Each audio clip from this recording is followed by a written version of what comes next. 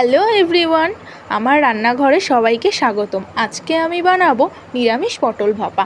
প্রথমেই কড়াইতে তেল দিয়ে সেটি ভালো করে গরম হয়ে এলে তাতে একে একে পটলগুলো দিয়ে দেবো। পটলগুলো ভালো করে ভেজে নেওয়ার পর তাতে সর্ষে, পোস্ত, কাঁচা লঙ্কা বাটাটা দিয়ে দেবো।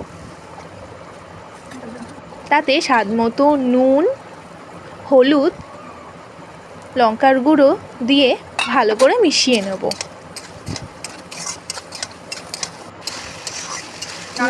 ভালো করে মেশানোর পর তাতে পরিমাণ মতো জল দিয়ে দেবো।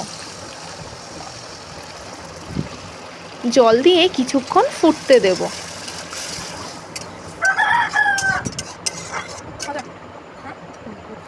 হয়ে আসার আগে স্বাদমতো চিনি, ঘি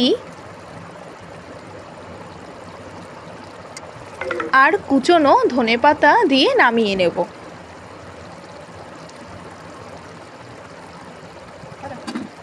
রেডি হয়ে গেল আমাদের নিরামিষ পটল ভাপা।